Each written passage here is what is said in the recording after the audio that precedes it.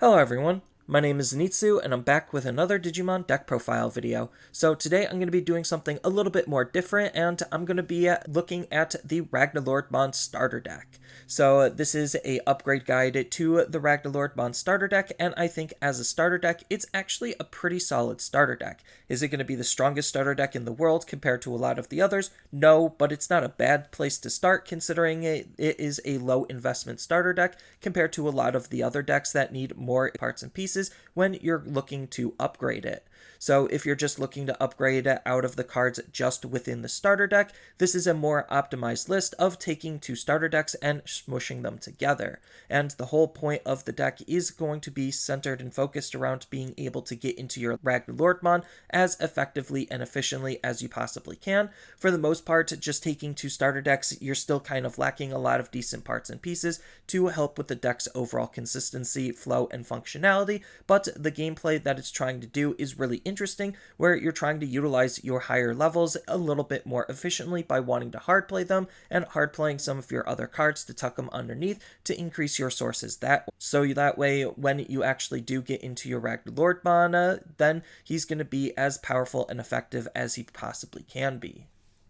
But when it comes to actually fully upgrading the deck with cards outside of the starter deck, this is just my interpretation on what I think that a halfway decent RagnaLoardmon deck is actually going to be looking like. For the most part, I am just going to be relying more so on Legend Arm synergies with a little bit of two-color support sprinkled in to just help with the deck's overall flow and functionality. So with all that said and done, let's just get right into the deck profile. Starting off with the Digitama, I'm only going to be running 4 copies of the brand new Sakuttomon, just because the new Sakuttomon helps make some of our other plays a little bit more efficient. He has a nice inheritable ability where during your turn, once per turn, when you play another Digimon with Legend Arms in its traits by a card effect, then we get to gain 1 memory. So when our other Digimon are going to be trying to play some of our other Digimon to set up our field for our DNA Digivolution, then this card just makes those types of plays a little bit more efficient. And speaking of those types of cards, next I'm going to be running 4 copies of Ludomon.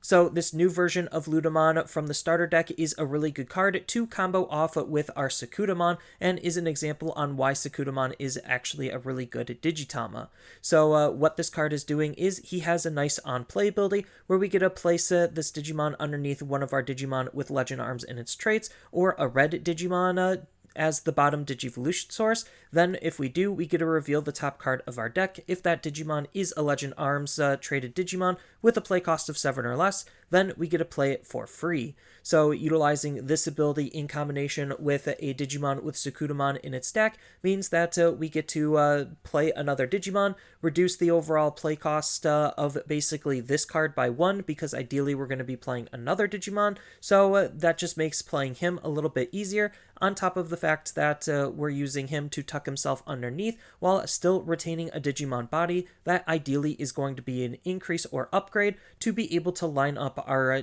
DNA Digivolutions. Then he has a nice inheritable ability for our Digimon to use, where during the opponent's turn, if we have a Digimon with Legend Arms in its traits, or is a red Digimon in play, then this Digimon gains the blocker ability, so that way we have some added protection to our higher level Digimon to make sure that we have some really solid defensive lines of play.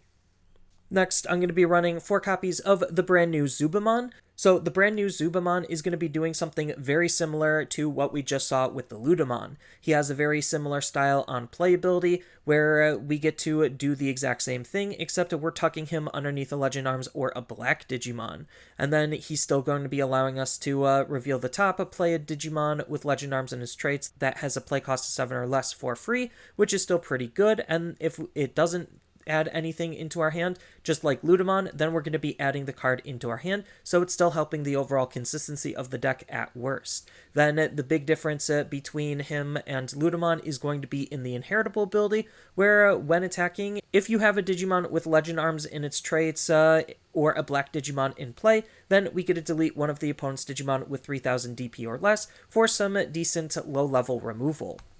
Next, I'm going to be running 2 copies of the old Ludomon. So the old Ludomon is going to be acting as a more stereotypical digger, so that way we could try to find our parts and pieces a little bit more consistently. So he has the on-play ability where we get to reveal the top 5 cards of our deck, add 1 RagnaLoardmon Digimon card and 1 card with Legend Arms in its traits from among them into our hand, and then the rest will go to the bottom. So this is just, again, helping us with looking for our parts and pieces, so we could try to make it as consistent lines of play as we possibly can. And then the last rookie of the deck is going to be 2 copies of Spartamon. So Spartamon from BT10 is indeed a Legend Arms traded Digimon that's also fitting on a theme with it utilizing both red and black. He has a nice on-play ability that's kind of doing something similar to the Ludomon and the Zubamon, where he's going to be adding himself into another Legends Arms or Cross Hearts Digimon to the bottom of their Digivolution source, and the reward for doing that is not only just getting his inheritable underneath a particular Digimon that we want, but we also get to de-digivolve one of the opponent's Digimon. Then he has a nice inheritable ability of, when attacking once per turn, acting as another way to increase the overall consistency of the deck, where we get to reveal the top 3 cards of our deck, add 1 card with Legend Arms or Cross Arts in its traits into our hand, and then place the rest to the bottom of our deck in any order. So it's just, again, trying to make the deck a little bit more consistent.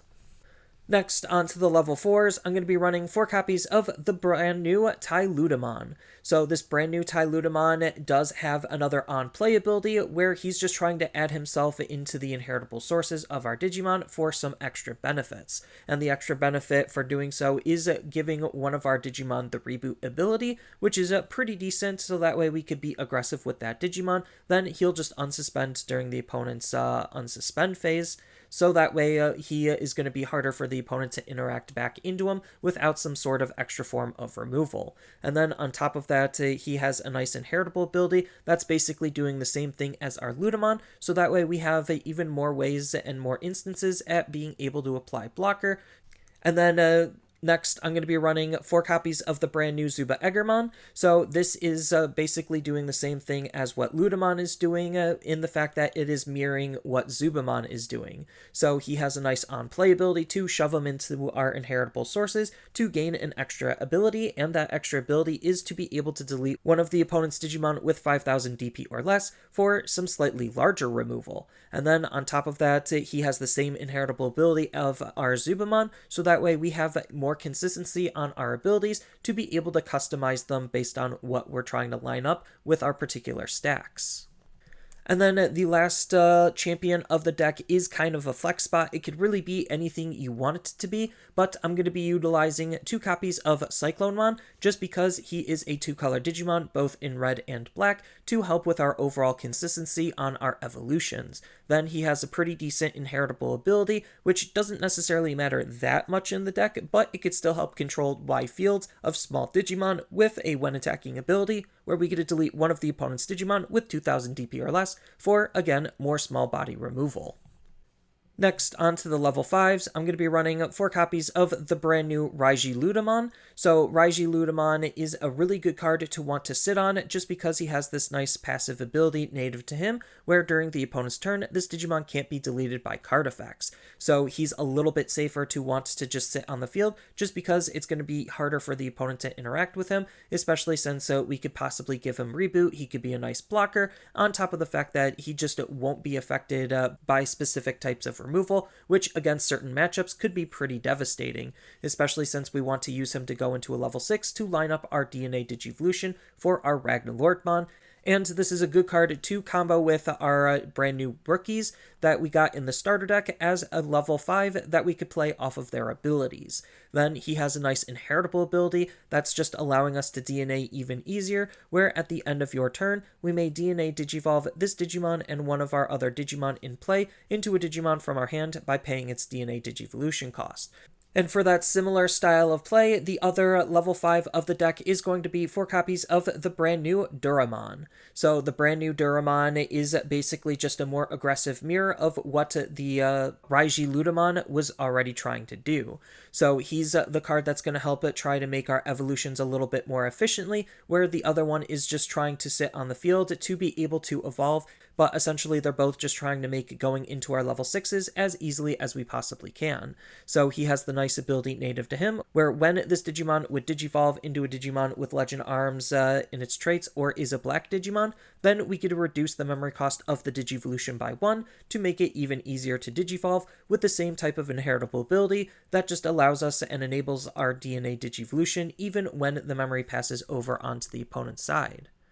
Next, I'm going to be running 4 copies of BryweLudramon. So BryweLudramon is a really fantastic level 6, not only just to sit around in case we're waiting for our RagnaLoardmon, but is obviously a really good card to use in combination with RagnaLoardmon. So he has the nice ability where during your turn, once per turn, when a card is placed underneath this Digimon's Digivolution source by our own effects, i.e. most of our level 4s and below, then this Digimon can't be deleted or returned to the owner's hand or deck by the opponent's card effects until the end of the opponent's next turn. So he just has some nice built-in protection to, again, try to keep him around so that way we could line up our DNA Digivolution to then go into RagnaLoardmon. Then, just for utilizing this card, he's already going to try to help set up a secondary stack where when Digivolving, we get to reveal the top 3 cards of our deck, then we get to play one 7-costed or less Digimon with Legend Arms in its traits for free, and then the rest go to the bottom. So again,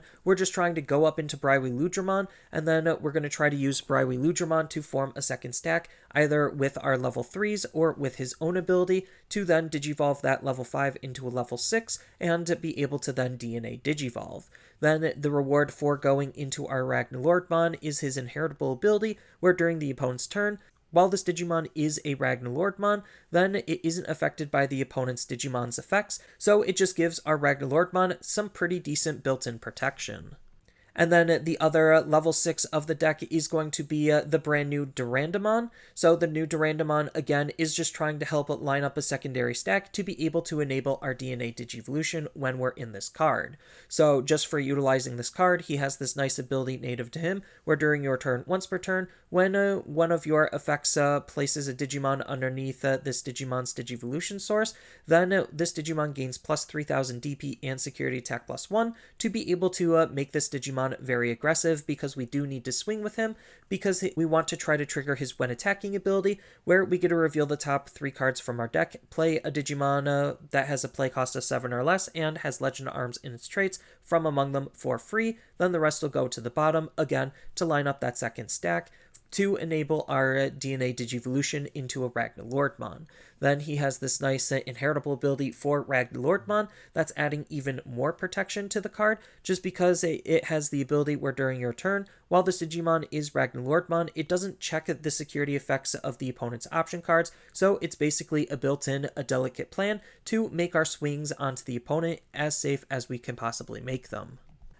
And then the last Digimon of the deck is going to be the only level 7, and that's going to be 3 copies of the brand new RagnaLoardmon. So this brand new version of RagnaLoardmon is a pretty decent card. He has the nice alternative DNA Digivolution condition, where we could DNA Digivolve him on top of 2 level 6s. One, it needs to be red, the other needs to be black. So obviously it wants our BryweLudramon and Durandamon to be used in combination with him. Then when we Digivolve up into him, he's going to have the Blitz ability, so even if we just need to Digivolve normally into him, we still gain at least that benefit to be able to make this card swing very aggressively, just because the buffs utilizing normal Digivolution would transfer from our level 5 to our level 6. And then on top of that, he has a nice ability for when we actually do DNA Digivolve him, where for every 4 cards in this Digimon's Digivolution source, then we get to delete one of the opponent's Digimon with a play cost of 20 or less and trash the top card of the opponent's security. So it really wants to reward us with having and building up a nice large stack, so when we go into RagnaLoardmon, we'll be able to deal with the opponent's field and their security all in one go, especially since he also is going to possibly be swinging with Blitz to possibly close the game with. And then on top of that, he has a nice secondary ability where during all turns, once per turn, when a card is removed from either player's security stack, then we get to unsuspend this Digimon, so that way he can potentially multi-swing. Next, onto the options, I'm going to be running 4 copies of Legend Arms Alliance. So Legend Arms Alliance is going to basically act like a memory boost, except it's a more thematic memory boost, and it's also not actually gaining us memory. So it has the nice main ability where we get to play 1 Digimon with a play cost of 7 or less, and it has Legend Arms in its traits from our hand for free, which is pretty good with this card going into the battle area. So for 4 memory, we could potentially get out our level 5s very easily to, again, be able to climb our stages with as effectively as we possibly can, and be able to set up our various other abilities. Even if we just need to play our level 4s or potentially our level 3s, it's still just a good card to be able to enable some really strong lines of play, especially since its delay ability is helping with the overall consistency of the deck, where we get to reveal the top 4 cards of our deck and place those cards on the top or bottom in any order to be able to line up the exact card on the top of our deck that we need when we need it. And then on top of that, it has a nice security ability where it's kind of basically activating its main, where you get to play 1 Digimon with a play cost of 7 or less. That also is a Legend Arms traded Digimon from our hand for free. And then this card will also go into the battle area to be able to have some extra board presence and pressure even on the opponent's turn. And then the last option of the deck is another flex spot. It could really be any option you feel like you want it to be, but I'm just going to be using a large body removal option just because we're still afraid of the opponent's Digimon, and we want the ability to be able to respond to their large Digimon when we need to. So it has the ability where we could ignore its color requirements as long as we have a Legend Arms in play, which the majority of the cards in our deck are Legend Arms, on top of the fact that its main ability just deletes the opponent's Digimon with the highest DP, and its security ability activates its main, so it's also a nice security threat as well.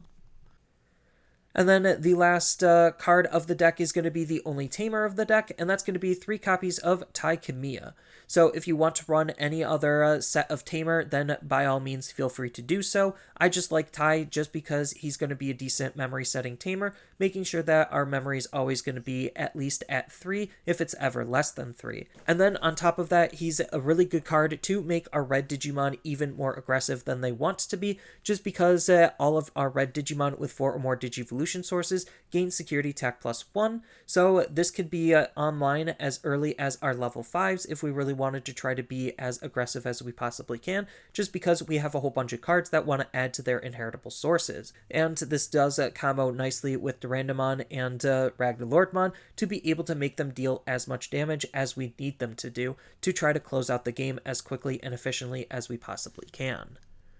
And then there's still just a whole bunch of tech and tools to really customize the deck to make it your own. So if you wanted to, you could start with the eggs and run either red eggs or black eggs. I would recommend sticking to one color of egg, but depending on what color that egg is, you're either going to want to try to utilize